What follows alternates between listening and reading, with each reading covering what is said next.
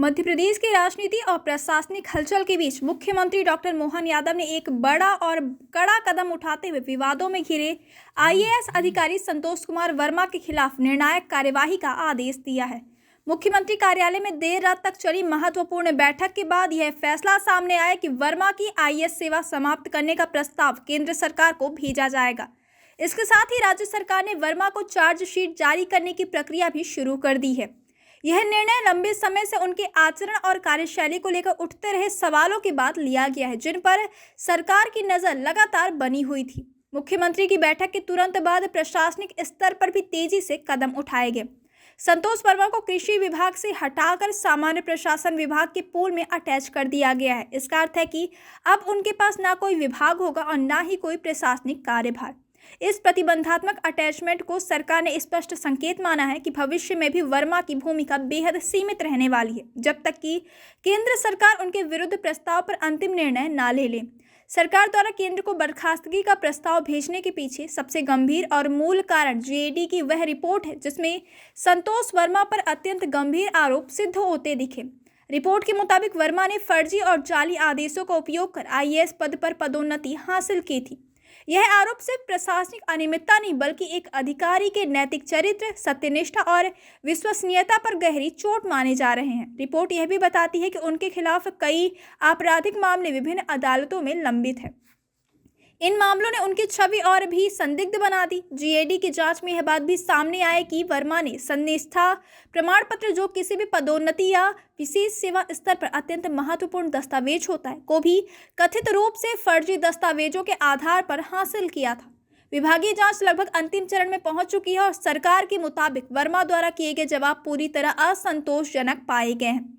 इन्हीं पहलुओं को देखते हुए मुख्यमंत्री डॉक्टर मोहन यादव ने कहा कि ऐसे अधिकारी को आईएएस सेवा में बनाए रखना न केवल अनुशासन के खिलाफ है बल्कि यह कानून व्यवस्था और प्रशासन की साख पर भी प्रश्न चिन्ह लगा देता है।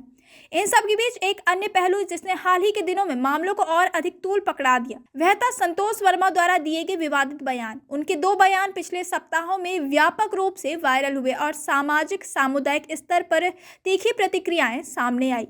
पहला बयान अजाक्स सम्मेलन में दिया गया था, जिसमें उन्होंने ब्राह्मण समाज की बेटियों को लेकर टिप्पणी की थी। वर्मा ने मंच से कहा, जब तक मेरे बेटे को कोई ब्राह्मण अपनी बेटी दान नहीं देता तब तक आरक्षण जारी रहना चाहिए। यह बयान सामाजिक तौर पर संवेदनशील मुद्दों पर गैर जिम्मेदाराना टिप्पणी माना गया। देखते ही देखते यह बयान सोशल मीडिया से लेकर जमीनी स्तर तक आक्रोश का कारण बन गया। दूसरे बयान में उन्होंने न्यायपालिका, विशेषकर हाईकोर्ट पर गंभीर आरोप लगाए। वायरल वीडियो में वर्मा कहते दिखाई दिए कि एसटी वर्ग के बच्चों को सिविल जज कोई और नहीं, हाईकोर्ट बनने नहीं दे रहा। कट ऑफ मार्क्स जानबूझकर कम दिए जाते हैं। राज्य के एक वरिष्ठ आईएएस अधिकारी द्वारा न्यायपालिका पर इस तरह के आरोप लगाना अभूतपूर्व माना गया और इससे प्रशासनिक हलकों में भी रोष उत्पन्न हुआ। कई नेताओं और सामाजिक संगठनों ने इन बयानों को जातीय तनाव भड़काने वाला, भेदभावपूर्ण और अनुचित बताया।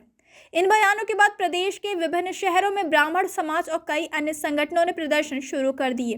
कई स्थानों पर वर्मा के पुतले फूके गए, ज्ञापन सौंपे गए और लगातार कार्यवाही की मांग की गई। आरोप लगाने वालों का कहना था कि उनकी टिप्पणियां केवल एक समाज को आहत नहीं कर रही बल्कि समाज में विभाजन पैदा करने का भी काम कर रही हैं। बावजूद इसके शुरुआत में कोई ठोस कार्यवाही न होने से लोगों में असंतोष बढ़ने लगा। स्थिति तब और गंभीर हो गई जब ब्राह्मण समाज ने घोषणा की कि अगर सरकार ने तत्काल प्रभाव से कार्यवाही नहीं की तो 14 दिसंबर को मुख्यमंत्री निवास का घेराव किया जाएगा। इस प्रस्ताव पर प्रदेश के कई जिलों की बैठकों में सहमति बनी। केवल ब्राह्मण समाज ही नहीं बल्कि विभिन्न राजनीतिक दलों, कांग्रेस, बीजेपी और अन्य संगठनों के सर्व समाज के प्रतिनिधियों ने भी आंदोलन का समर्थन करने की बात कही थी। उनका कहना था कि पूरे प्रदेश में लगातार धरने प्रदर्शन हो रहे हैं लेकिन सरकार किसी ठोस निर्णय पर नहीं पहुंच रही। ऐसे में मुख्यमंत्री द्वारा देर रात बैठक बुलाकर लिए गए इस फैसले को सामाजिक तनाव कम करने और प्रशासनिक अनुशासन को पुनर्स्थापित करने के प्रयास के रूप में देखा जा रहा है।